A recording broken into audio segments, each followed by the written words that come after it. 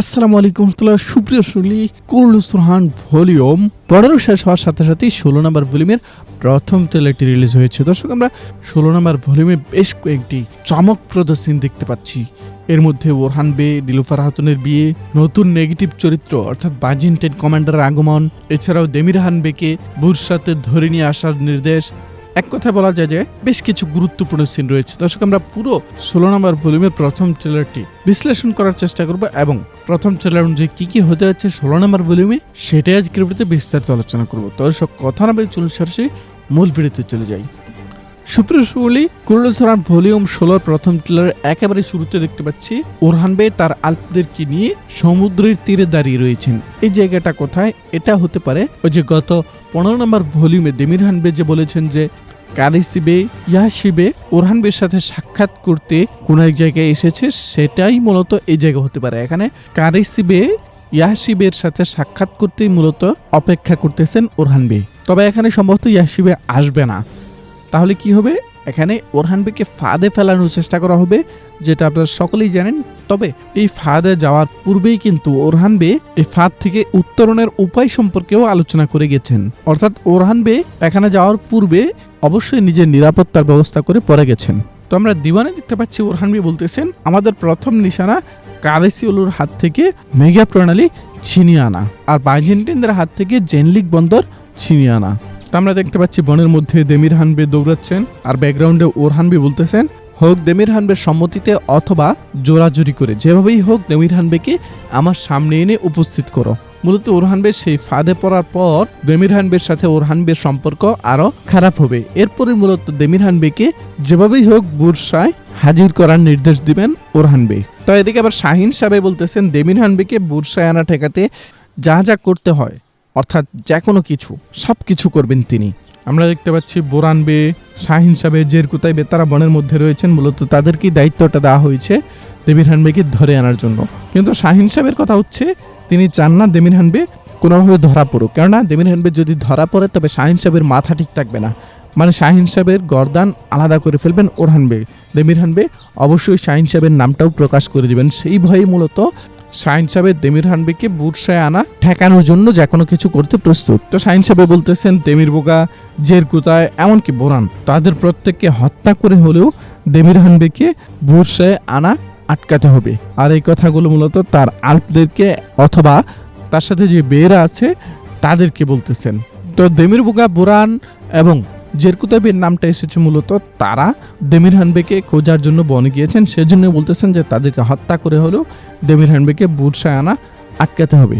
তবে এই বিষয়টা নিয়ে বেদের মধ্যে গুরুতর ফাইট হতে পারে এবং এখানে শাহিন সাহেবের পক্ষে যারা থাকবে, অর্থাৎ দেমিরহান বেকে ধরতে আনতে বাধা যারা দিবে তারা সম্ভবত মুখোশ ব্যবহার করবেন মুখের মধ্যে, যেন তাদেরকে চেনা না যায়।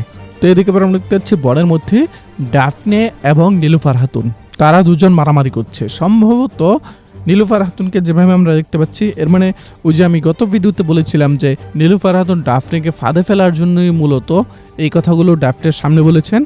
তো এখানে ডাফনে যখন প্রকাশ পেয়ে যাবেন, সে যে বিশ্বাসঘাতক সেটা যখন প্রকাশ পেয়ে যাবে, তখন ওই ডাফনের সাথে নীলুফার খাতুনের একটি ফাইট হতে পারে। তো এই ফাইটের পরে মূলত নীলুফার খাতুন এবং ডাফনে দুজনে মাটিতে পড়ে যাচ্ছে। এখানে নীলুফার খাতুনের ছোড়া ডাফনের পেটে ঢুকে যাবে, অর্থাৎ ডাফনে গন, ডাফনের শেষ, অনেকের ক্রাশকে হারাতে যাচ্ছি।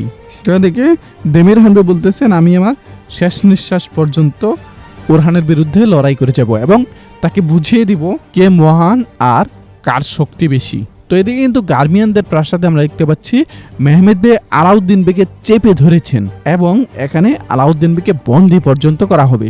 গঞ্জা খাতুন স্পষ্ট করে বলতেছেন যে আমি আবার বুঝতে পারলাম কে আমার সবচেয়ে কাছের মানুষ, কে আমার সবচেয়ে আপন মানুষ।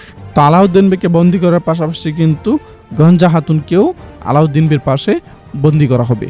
তো এখান থেকে তাকে অবশ্যই ছেড়ে দিতে বাধ্য থাকবেন মেহমেদ বে, কেননা আলাউদ্দিন বে একজন দূত হিসেবে গার্মিয়ান ভূমিতে গিয়েছেন। যদি দূতের উপর কোনো প্রকার আঘাত করা হয় তবে সেটা দুই বেইলিক বা দুই রাষ্ট্রের মধ্যে যুদ্ধের কারণ হিসেবে দেখা হবে।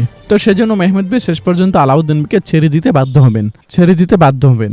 এখন তিনি ভাবতেছেন যে ওরহান বে কারিসিদের হাতে মারা যাচ্ছে, আর এদিকে তিনি আলাউদ্দিন বেকে মেরে ফেলতেছেন, এটা ভাবতেছেন। কিন্তু যখন জানতে পারবেন যে ওরহান বেকে দেমিরহান বে মারতে পারে নাই, তখনই তিনি আলাউদ্দিন বিকে সম্ভবত ছেড়ে দিবেন।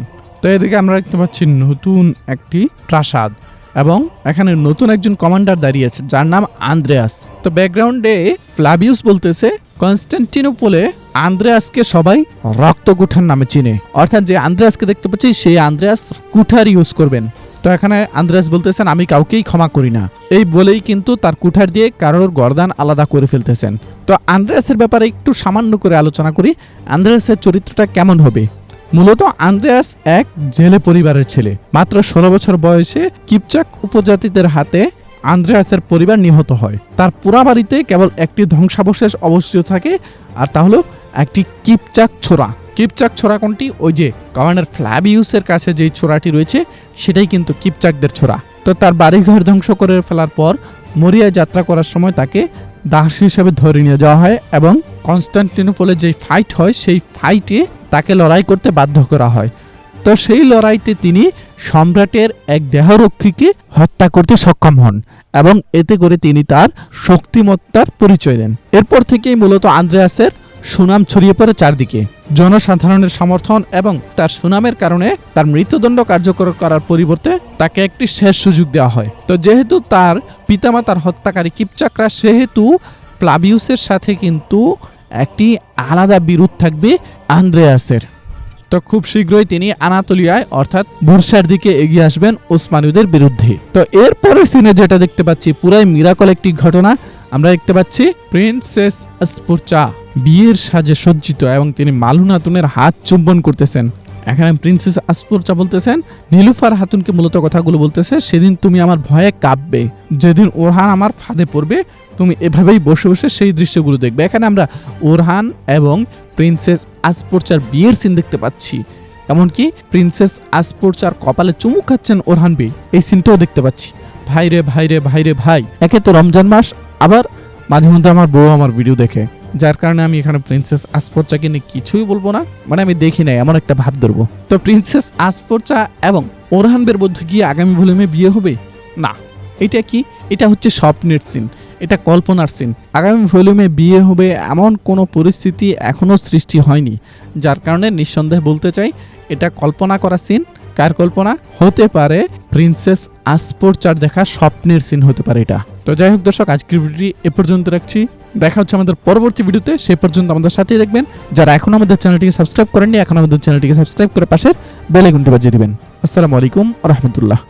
বিশ্বস্ততার আরেক নাম JM telecom. Earbuds, Bluetooth, smart watch, headphone সহ আরো অসংখ্য মোবাইল গ্যাজেট পাবেন আমাদের এখানে। আমাদের ফেসবুক পেজ অথবা স্ক্রিন দেওয়া হোয়াটসঅ্যাপ নাম্বারে যোগাযোগ করে কোনো প্রকার অগ্রিম পেমেন্ট করা ছাড়াই সারা বাংলাদেশের যে কোনো প্রান্ত থেকে একদম ঘরে বসেই আমাদের পণ্যগুলো কিনতে পারবেন। বিশ্বস্ততার আরেক নাম জেএম টেলিকম।